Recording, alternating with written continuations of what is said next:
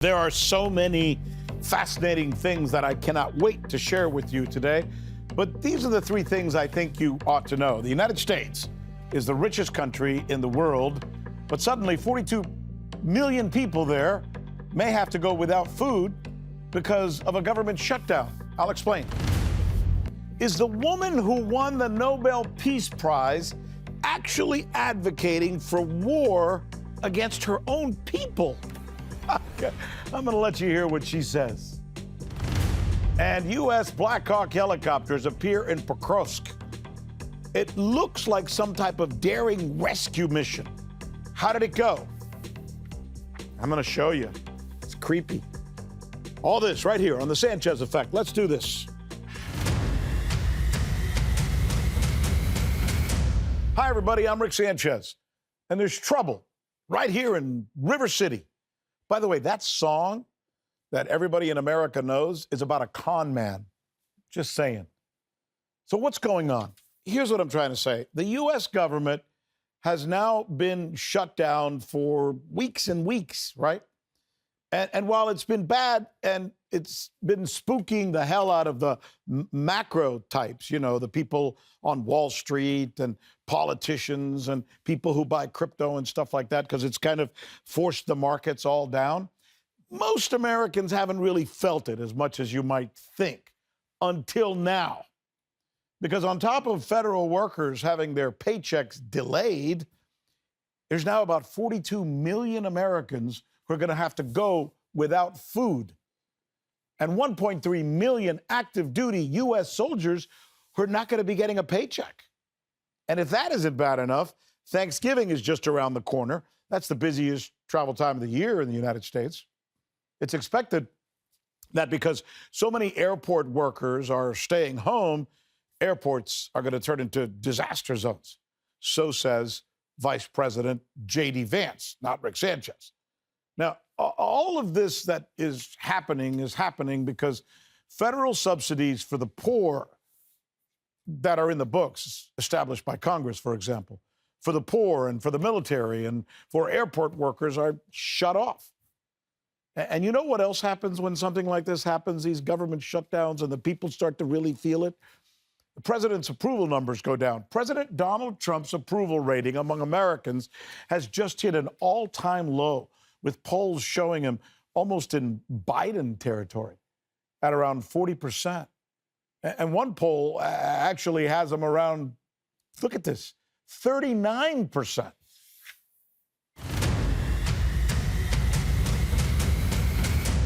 By the way, Trump's numbers may have been better if he had won the Nobel Peace Prize, right? He wanted that thing really bad.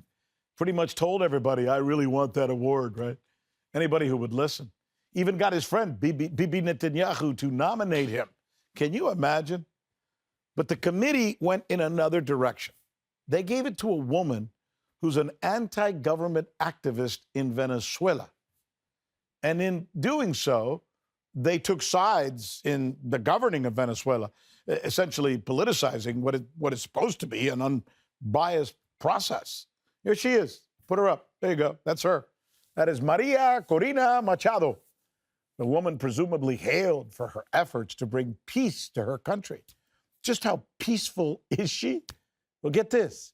She just gave an interview to Bloomberg where she pretty much said that she would like to see her country, Venezuela, bombed. She also wants her political opponent removed from the presidency by force or by war. How does that sound for peaceful? You literally can't make this stuff up. Think about this for a minute. The woman who got the Nobel Peace Prize is calling for war against her own people.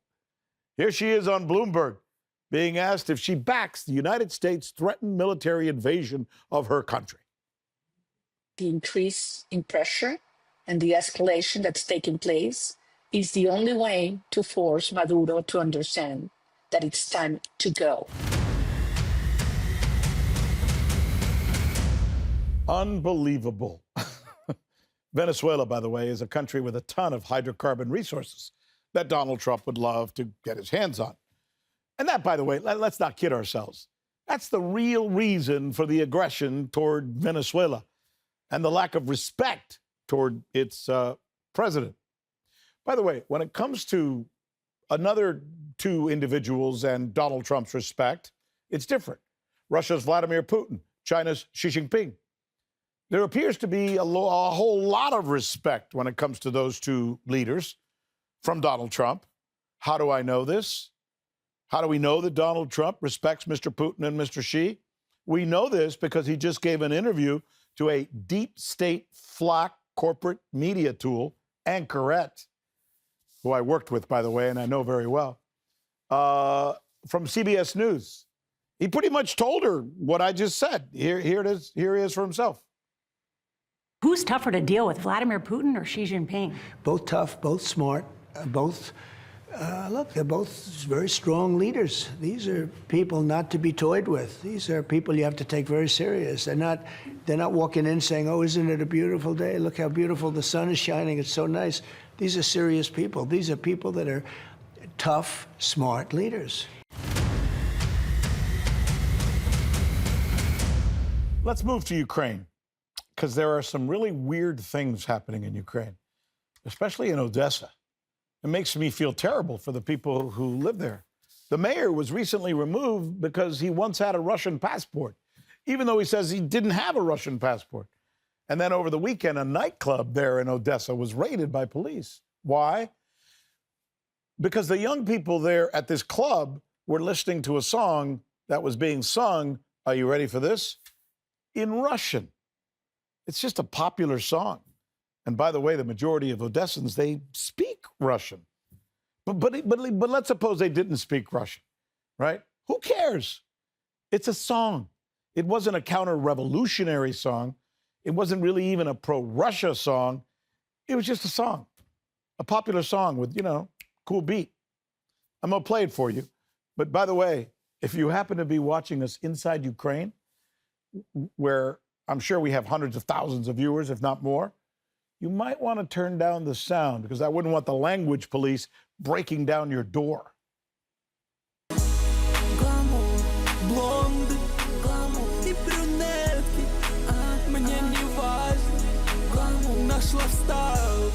Now, to be fair, there have been reports of police in Russia harassing street musicians as well, some of whom happen to be Ukrainian or present an anti-war message.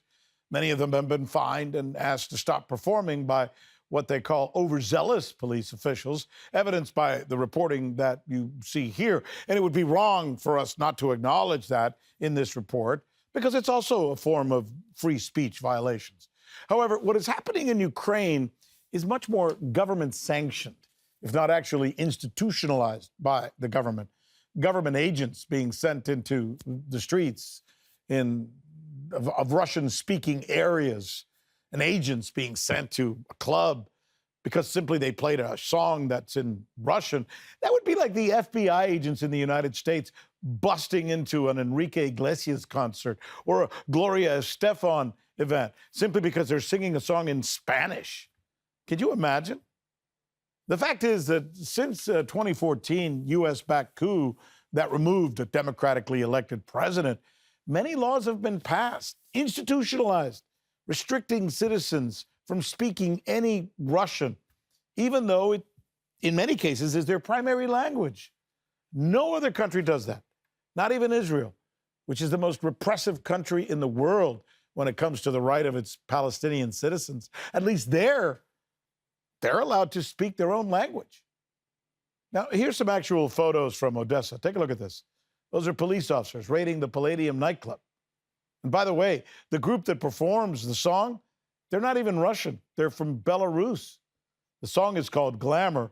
The rappers have names that sadly I can't even try to pronounce, but they're very popular.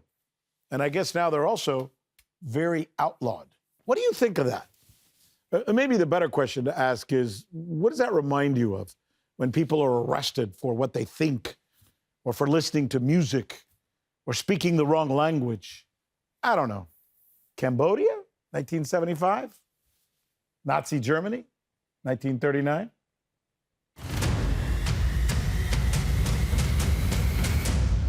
Let's stay in Ukraine, because speaking of Ukraine, they've got a big problem, and it's called Pokrovsk, right? Pokrovsk is Ukraine's most important outpost. And right now, according to all reports from Western news sources, as well as Russian and Ukrainian military sources, it's being besieged. There's a map, there it is, where you can see Pokrovsk surrounded on 3 sides. And the gap on the 4th side is closing ever more every day. The Russian army has reportedly called on 170,000 soldiers to finish the job there, and many of them have already infiltrated the city. Meanwhile, Ukrainian troops have been surrendering en masse and giving ground as Russians capture the cities and towns that surround Pokrovsk from all sides. This is reporting that I've seen everywhere, by the way. The situation for Ukraine is desperate. And it seemed there was nothing that they could possibly do when suddenly they did do something. Helicopters just appeared out of nowhere onto the scene that I just described. I'll show them to you. Here they are. These are Black Hawk helicopters suddenly appearing in Pokrovsk. They flew in, apparently drop in, and also to try and rescue Ukrainian fighters who were caught behind enemy lines. The fact that Ukraine judged the situation around Pokrovsk so critical enough to risk high-value assets and airdrop special forces units rather than use ground transport confirms the severity of this situation. And it also, you know what else I think it does? It speaks volumes to the desperation that's being felt right now by the Ukrainian side. Here's Andrei Martyanov. He's one of the best, one of the foremost experts on Russian military matters. And he explains here how this operation, according to him, has been a complete disaster and likely involved CIA agents, one of whom he thinks has or may have been captured. There are some big CIA paras there. So there were 3 Black Hawks. There are 2 of them down. I believe one was destroyed on the ground. The other was shut down, trying to escape. The other one turned around. And so the couple of the, actually one major, another captain, I believe, don't quote me on that, but one of major of these forces, special forces, have been taken prisoner of war. And so information is they are searching for some big CIA people there.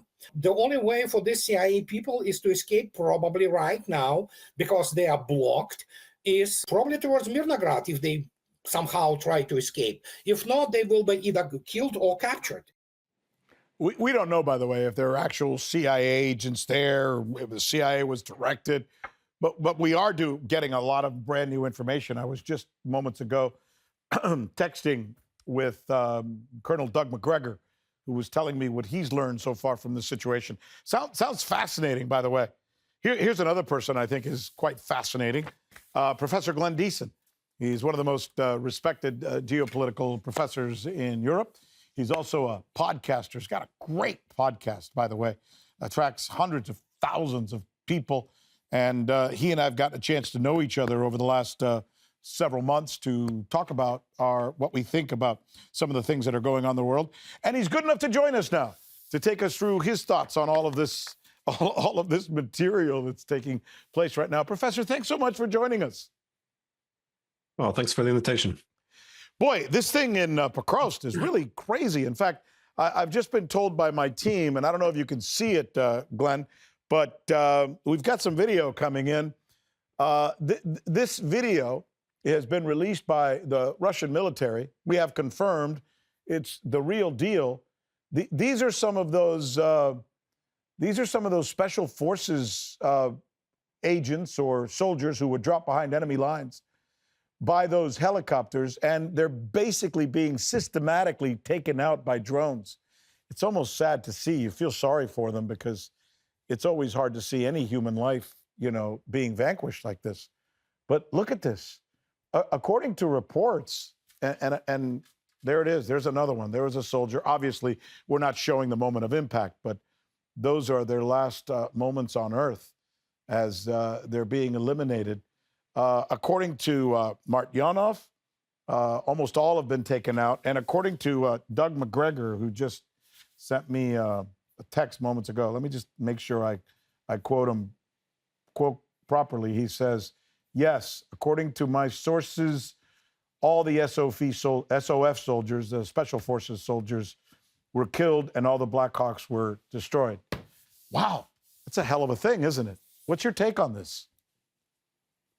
Well, I have no information to what extent all of them were killed or at least taken, but it's interesting that former advisor of Zelensky, Alexei Arestovich, he was giving an interview a few hours ago, I think, where he made a point that it shows the desperate situation there is now, that the defenses are so poor that as things are falling apart, there's a need to compensate for this by having PR victories. Again, this is the words of Arestovich, and the fact that you would have the intelligence chief of Ukraine being so directly involved in this, in terms of setting up the team and directing the whole thing, it kind of shows, again, the desperate situation. And again, if you listen to Zelensky's comments over the past few hours, he's more or less suggesting that there's only a couple of Russians in the city. We're just cleaning them up at the moment. I mean, Pokrovsk is, if you look at Pokrovsk itself, it's almost completely taken now. I think it's about 80% taken. Yeah. But now the big territory they severed off is Mirnograd. And there's, it's unclear how many Ukrainian soldiers are trapped there, but there's been many who tried to escape this cauldron. And again, many lives got lost trying to escape. Others are surrendering now. And there's a lot of criticism, both, especially from within Ukraine as well. Why aren't they giving an order to retreat? Because there's a tendency, you see this over and over again, to hold on to cities long after it's obvious that they can't escape, and they're essentially trading lives for time, which is just from a strategic perspective, it's not a good approach when you're in a war of attrition. Saving manpower is critical, but also from, of course, a humanitarian perspective, it's it's heartbreaking to see all these fields scattered with dead soldiers. It's almost like kind of like a PR stunt, right? It seems like there's a pattern that I've seen here.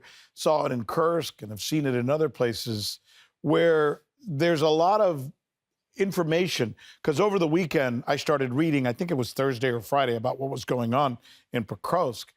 And I saw that New York Times, Washington Post, BBC, all the Western news agencies and news outlets were reporting things look really bad for Ukraine and Pokrovsk. So it wasn't like, RT or military officials in Russia saying this. It was like Ukrainian officials were even saying this. So all of that information was saying, Ukraine's in a bad place. Ukraine's in a bad place. Pokrovsk is losing. And instead of reinforcing it somehow with actual soldiers, they do something like sending in these helicopters, which looks like something out of Vietnam or maybe in Russia's war against Afghanistan. It's a military technology that doesn't seem to work in the drone era, but they send these helicopters in, almost like, Glenn, to make a show, to grab a headline and put it on top of the other bad headline. You know what I mean?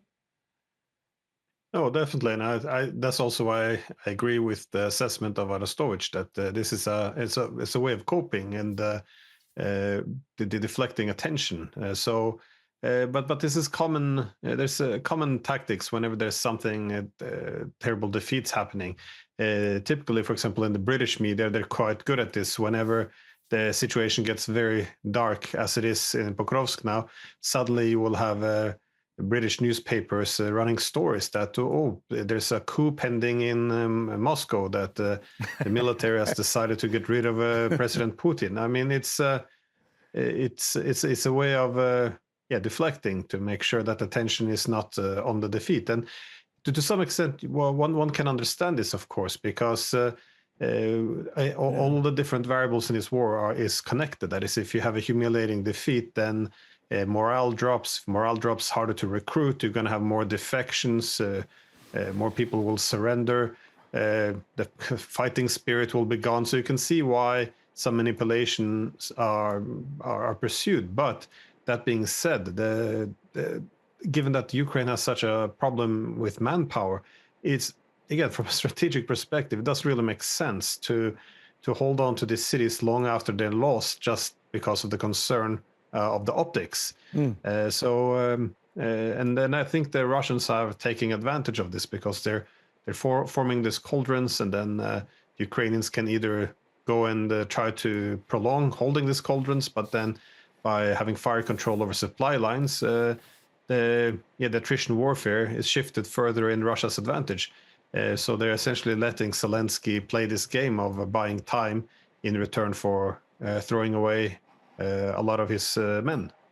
Yeah, and it's funny, just from my experience here, working now and getting to know Russians and the Russian culture and the Russian character, Russians generally are not into a show. They're not into pounding their chest. I'm surprised they put this video out that I just showed you a moment ago. They usually don't release videos like this, and they keep things they're very tight-lipped about these kinds of operations. Whereas the Zelensky government, not Ukrainians in general, because I think Ukrainians and Russians are kind of the same people, but this particular government of Ukraine, maybe it's because he comes from the entertainment world, but man, everything is about the presentation more than the actual action or the actual process, if you know what I mean.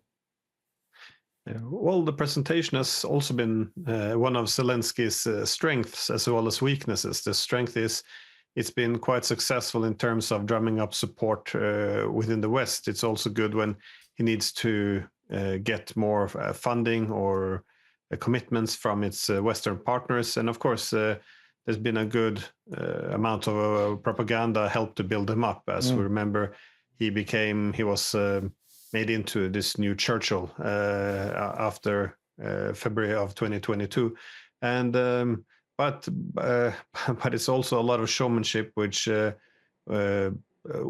essentially doesn't matter that much on the battlefield. And with each of these deceptions, the credibility also among the Ukrainian public and soldiers will begin to decline. So, for example, when you have Zelensky saying that everything is fine, Kupiansk, we're cleaning out the last Russians, Pokrovsk, there's hardly any Russians there. This is it's going to make it look very bad in a few days, worst case weeks for the Russians, when all of this begins to fall apart. And well, it is falling apart. If you see day to day the amount of territory within Pokrovsk, and now we're down to, I think, 20% left. And there's no counteroffensives within the city of Pokrovsk from the Ukrainian side. So this is coming to an end.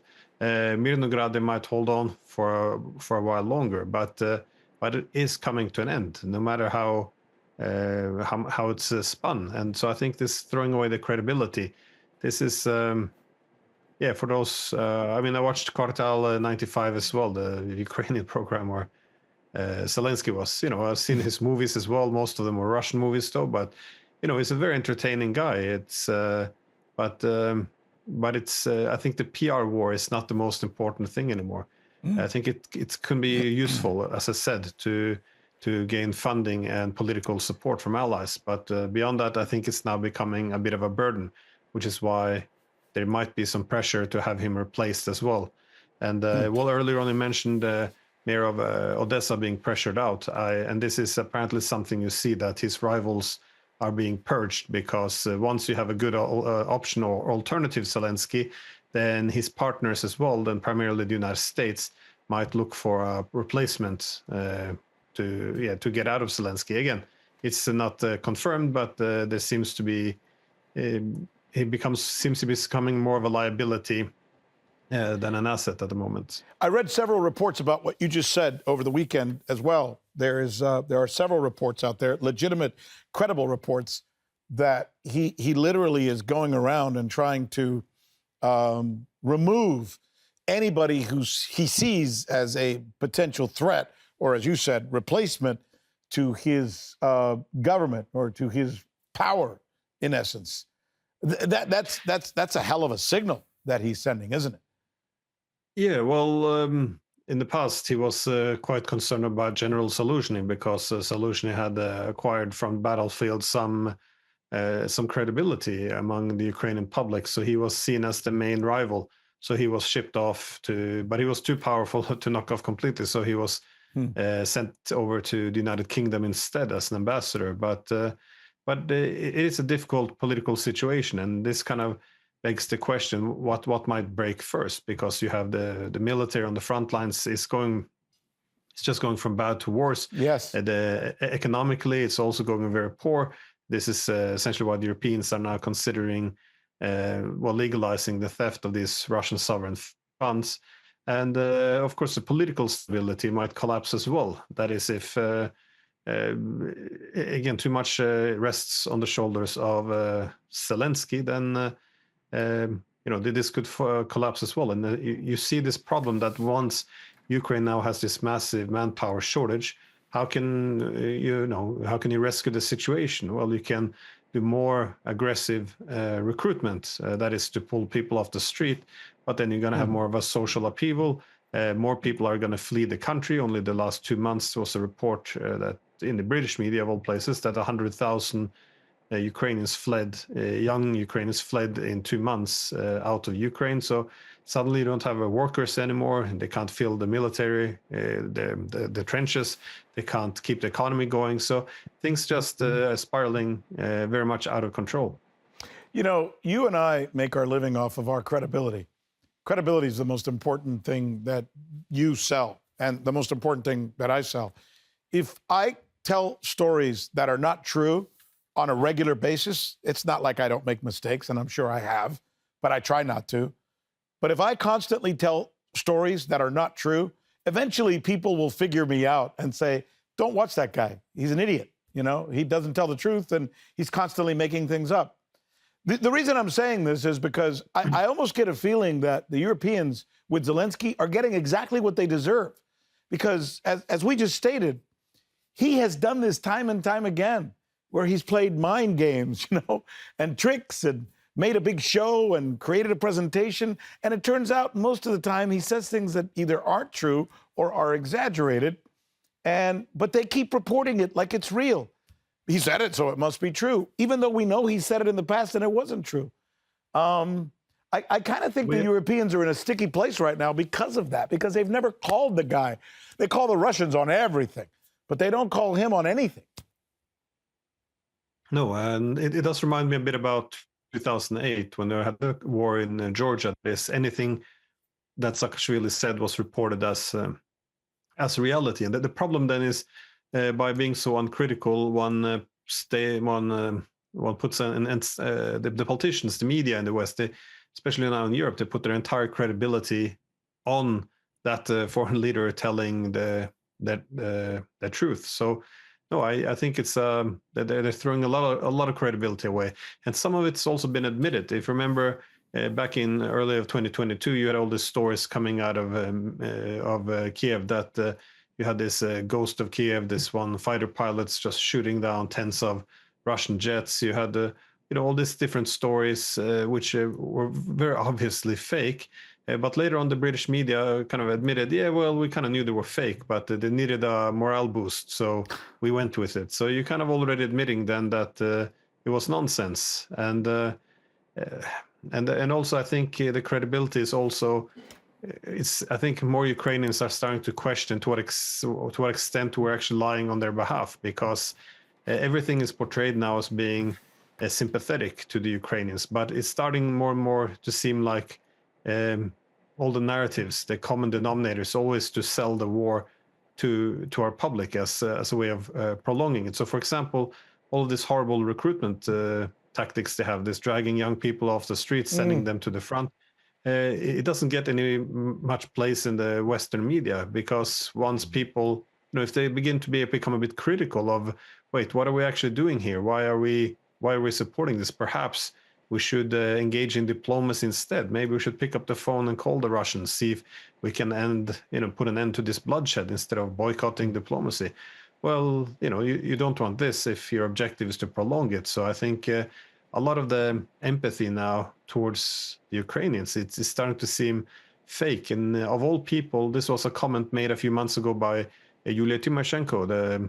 She was, of course, the favored presidential candidate for the NATO countries. And, she was making a point after the German intelligence chief said that we should keep the war going for another 3 to 5 years so we can prepare ourselves.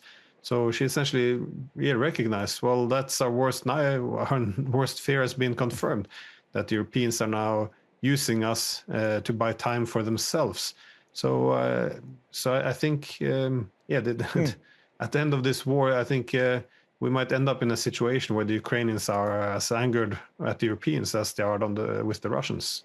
Yeah, the effect of what Zelensky has done and the way that this war has been waged will end up having a very much a reciprocal effect on some European countries, not all, but some, because there are some European countries who've either remained neutral or actually been pulling a little bit more toward or favoring somewhat or understanding at least Russia's point of view, like, Slovakia and Hungary, et cetera. It is. Yeah, sorry. No, that is interesting, though, that it's coming from Eastern Europe and Central Europe, the Hungarians, Slovakians, the Czechs, some Romanians as well. This is where the resistance is now coming towards continuing this proxy war. And again, I also posted an interview today on my Twitter account, which is from Zelensky himself back in March of 2022. And he actually made this point himself. He said it was the 27th of March, I think, of 2022. And he was arguing in an interview with The Economist that yes, many of our Western partners would like to see a long war because this would allow them to weaken the Russians, even if this comes at the expense of the demise of Ukraine. He says this very openly.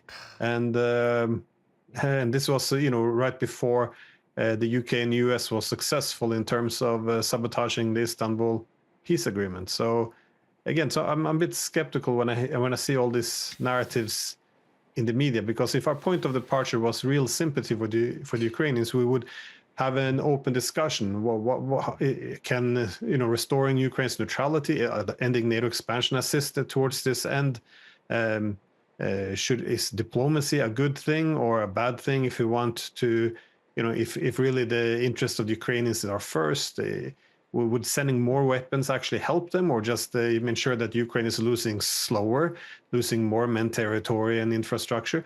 We would have an open discussion, but instead we see all discourse being shut down, censored, and people being cancelled if they deviate away from the narratives, which essentially designed to keep this war going and obstructing diplomacy. Your friend and my friend, Doug McGregor, said over the weekend that he thinks, and he made me think when I listened to him say this and when I read his writings on this, he said that for Putin, it's a waiting game. And all he's going to do is wait out that part of Europe that we were just referring to, because he thinks many of those countries are on the verge of collapse. And he just wants to wait for those countries to collapse. And I thought about it for a minute, and I started thinking, well, does this really make sense? Because Doug sometimes can be a little hyperbolic. But actually, when you think about it, he may be onto something, because Mr. Putin is constantly talking to Mr. Trump. And even after Trump has said some horrible things, he'll still get on the phone and have conversations with him. But when was the last time we saw Mr. Putin engage with Macron or Starmer or Merz or any of these people? I can't even remember the last time they had any kind of conversations. It's almost like Putin, in his own way, is kind of like saying, whatever. If they don't, it's okay if I don't talk to those people. I'm wondering, what do you think?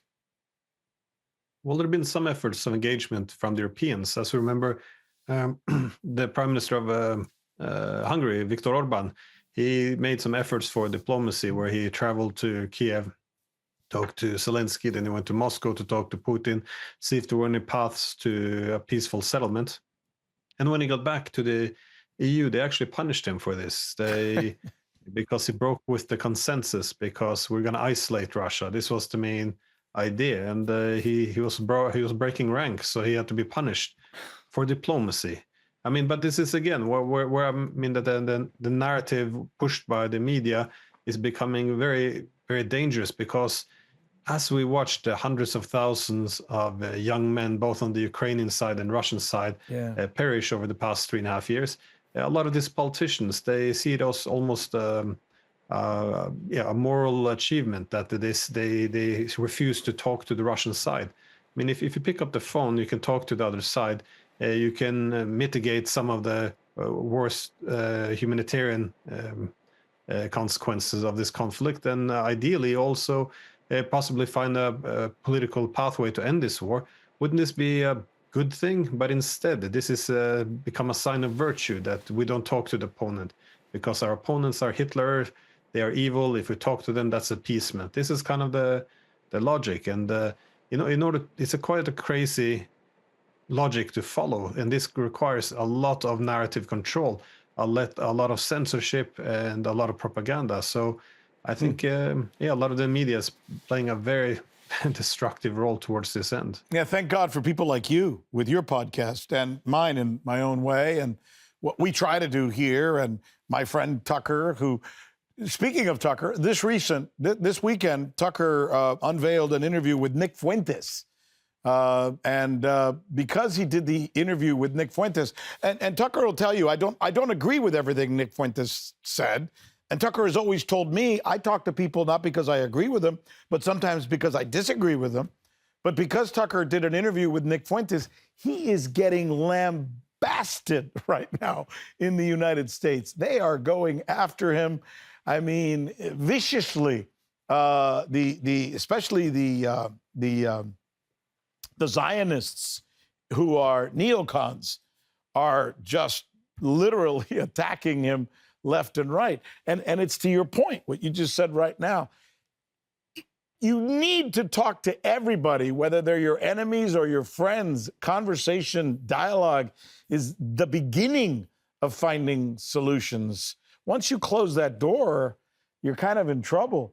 But the most conversations we're seeing, and the only reason I mentioned Tucker's name is because we're seeing more of a general adaptability and a general willingness to talk to the other side from alternative media, not from conventional or corporate media. No, I agree. And they don't let on their networks, because if you say someone is a propagandist for the other side, this kind of logic, I mean, yeah. This is usually how you would purge your opponent, a traitor or a Putinist.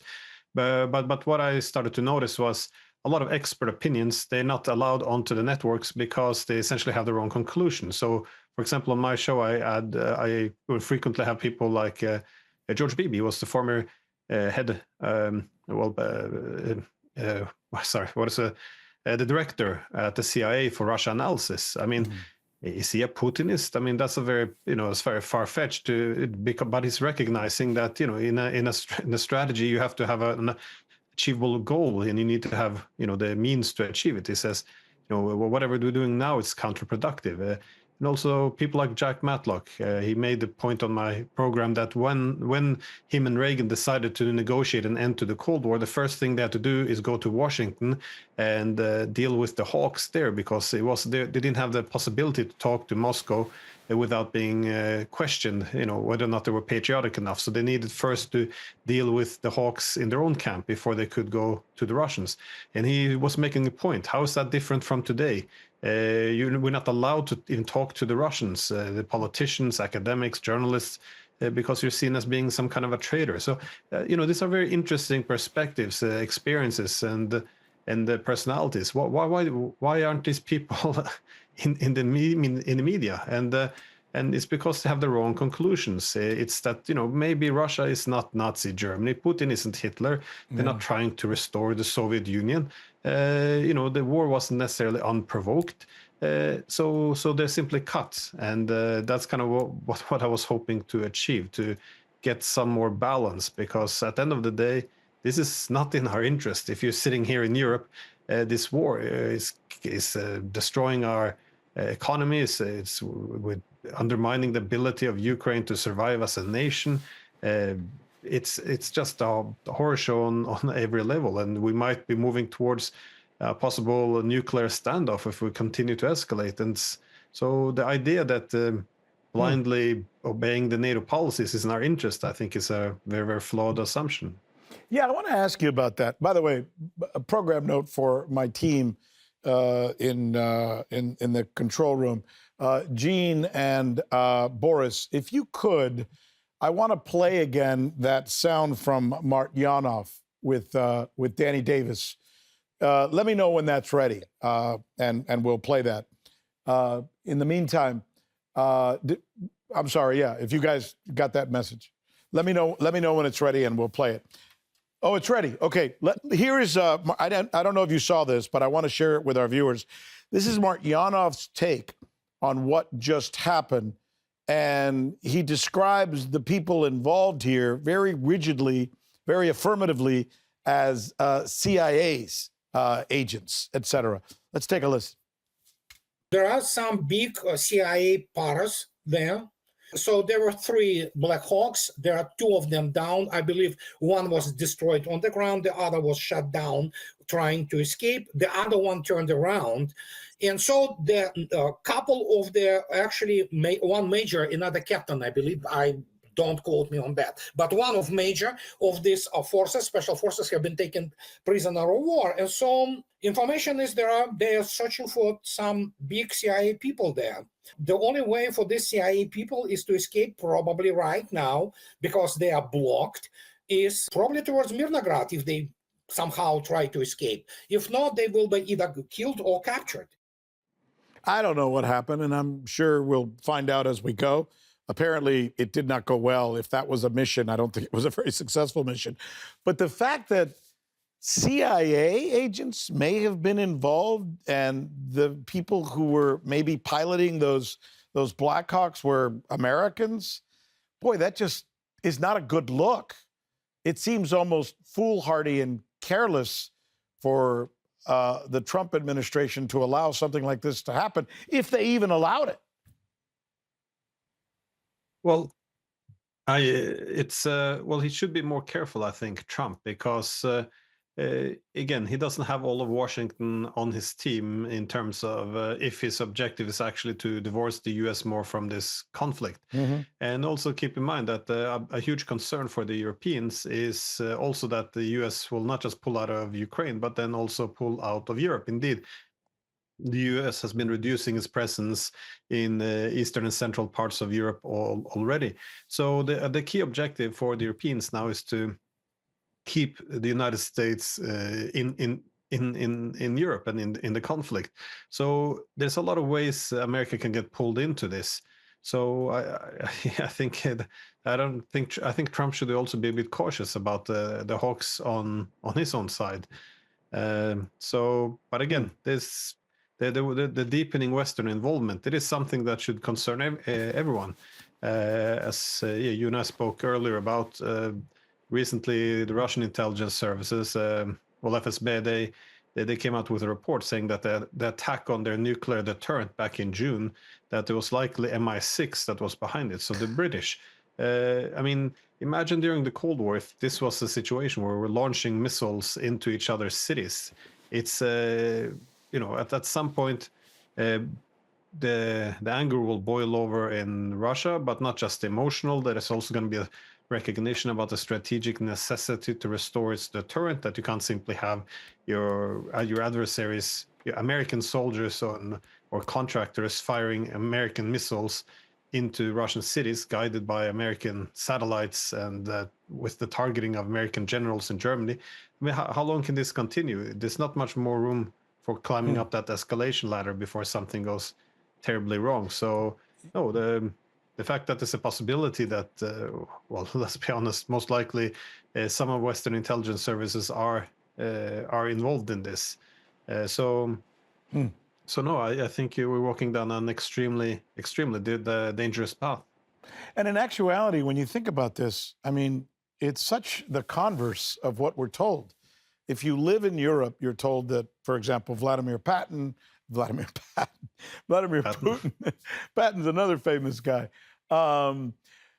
You're told that Vladimir Putin is this horrible guy who's very aggressive and very warlike. And yet, if you think about what you just said, the attack on its nuclear fleet of planes, the blowing up of the Crimea Bridge, the derailing of railroads, the assassination of generals when they were back in Moscow at home with their families. I mean, these are all things that have allegedly been done by either MI6 or some other Western intel agency.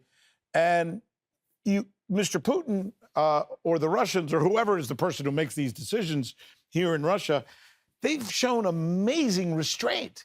I would argue that any other country that had those things done against them would be on the brink of war or retaliating in some form. And yet, very few people in the West admit to what I just said, or at least acknowledge what I just said, that there's some pretty mean things that have been done to Russia, and Russia has not responded. No, so again, it does go a bit against the narrative that Putin is this aggressive and maybe impulsive and yeah, that can't be controlled. If anything, it's not just that it's been restrained, but the fact that he has so much power and credibility in Russia as well is one of the reasons he's been able to resist some of the pressures to retaliate directly against NATO as well. So I always make the point, be careful what you wish for. If President Putin would not be in power, I really doubt that in the West we would like the alternative that would emerge. So no, I very much agree. I was in Turkey last week. I took a little time off with my wife, and we went over to Antalya, beautiful place. And I was in Belek, and I was playing a lot of golf because I love to play golf. You know, it's what we do when we get old. So I got to talk and meet people from all over Europe. Apparently, I didn't know this, but people from Europe love to go to Turkey to vacation and play golf, et cetera. So I met people from the Czech Republic. I met Irish. I played golf with Brits. I played golf with people from everywhere, the Scandinavian countries, et cetera. And obviously, when you're playing golf for 3 hours with somebody, you engage them in conversation. And we had a lot of conversations about politics. And of course, most of them represent what I just said about Vladimir Putin. They all fear him. They're afraid of him. They think he's a big bad guy, et cetera. And I would ask them questions, you know, just friendly questions about where these thoughts came from. Why do they think that way? Because I don't know anything about Europeans. You do. But generally speaking, what I got, Glenn, from them was nothing about today. It was all about the past. They all told me, oh, no, the Russians are bad. Why? Well, because 30 years ago, 20 years ago, back in the old days, my father told me they did this, they did that. None of them, it seems, this is just my humble opinion, and please, you know, take it for what it's worth. None of them seem to be basing anything on relevant present-day information. It all came from, like, stories about the past. I found that really curious. Am I right? Is that what it's really like in Europe when you ask people about Russia? Well, it's usually you get the most hostile opinions from the people who hasn't been there because I mean, I also very much hate the Russia I read about in the British media, for example, because, you know, it's a strange early 1950s Stalin purging, you know, the street. I mean, it's a Russia that doesn't exist. It's you know, I think people should consider the possibility that perhaps there is some that Russia is propagandized a bit in the West. I mean, imagine I see over the past 30 years the remarkable recovery of Russia. The hard spot, the difficult situation was in the 1990s, how this country was suffering. Look today how Moscow's become, I would say, the greatest city we have in Europe, and the country's recovered immensely. And yet, not a single story you would ever find in the paper, anything positive about Russia ever. I mean, what kind of conclusions can you derive from this? Is nothing ever good happens in Russia, or perhaps we only get bad news or things which are skewed in a very negative way? And again, that's why I often go back to the problem of the media, because I think they have a lot of responsibility in terms of what has happened. Like a good example is well, what you just mentioned about retaliation. Whenever I make the point in Europe that we should not escalate, not sending long-range missiles operated by Western contractors, because that is a direct attack. The main comment you would get back would be, well, the Ukrainians have a right to defend themselves. It's like, sure, they have a right to defend themselves, but there's a reason why we never used to give ever weapons to countries in war, because that makes us a participant. If our soldiers are launching our missiles into Russian cities, then we are also we were also a participant in this war. If our politicians are openly saying we have to help to bring this war to Russia, so it's not only in Ukraine, well, then the Russians might also make a legitimate case for why they should bring the war to Europe. But this should be common sense. This is why we never gave weapons to war to come to one side in a war. But all of this goes out the window. So, but this is the media. They have kind of fed people these talking points, which doesn't really make any sense. But the main objective is simply to keep the conflict going and engineer consent. Yeah, I'm thinking the same thing. As almost like, could you imagine, since Russia was kind of on one side in the Syria war, and the U.S. was on another side, if Russia had given Syria the right to launch missiles into Washington or Boston or New York? I mean, it would be crazy. And yet, in many ways, it's analogous to what we're talking about now. So finally, I guess we should finish with what you see. You mentioned earlier, and I thought it was interesting, that this thing can take one of two courses in Ukraine. Either the political fallout because of what's the repercussions of what's happening within the people of Ukraine, who are a good people, and I feel terrible for them, or the other side, which is just a collapse of the military, which seems to be underway if we are to believe the reports that we're getting out of Pokrovsk. Which way do you think, Glenn, that this thing is going to go? And I know I can't ask you for an exact timeline. You're not a soothsayer, but how do you think, where do you think this is going, and what's a potential timeline in your head? Well, I'm not great with timing events, and also I don't have my crystal ball with me. But I think it's going to be if there is a political crisis, it's going to be collapse on the battlefield that likely triggers it, because that's going to be what deprives robs Zelensky of his credibility. It's also going to be what sets in motion the other issues. So what you see now, for example, with the surrounding of Pokrovsk and places like Kupiansk and Konstantinivka, well, what's interesting with all these major cities beginning to fall is that it opens up the door to both Kramatorsk and Slavyansk, which are the main two cities in Donetsk. Once it's evident that they will also fall to Russia, then there's the whole impetus for continuing the fighting starts to go away. But also keep in mind, with every major encirclement, when the Ukrainians not just lose a lot of troops which are surrounded, but then also the Russians get a hold of a lot of these towns which they can use to concentrate a critical force of soldiers. They can be used as logistics centers to push further in. And after Pokrovsk, there's not really any defensive lines. I mean, if you look at the map, how heavy defensive lines there has been between where the Russian or the Donetsk front was until now, it's all been very heavily fortified defensive lines. After Pokrovsk now, it's very much wide open to the Dnieper River, but also they can cut up north, and as I said, to Severov, Kramatorsk, and Slavyansk. So it looks like a lot of things are falling apart. And as the front lines are falling apart, as the manpower issue becomes critical, you also have the economic issue, which is becoming impossible to manage. You have the political will among the Western countries to continue this.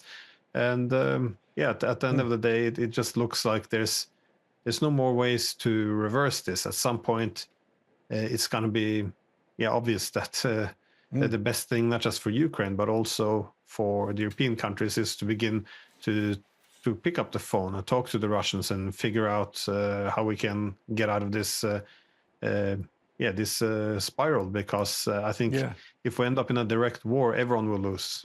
Yeah, and then it's got to be a pragmatic conversation and something that's realistic. You can't just say you need to do a ceasefire and you have to give back all the land.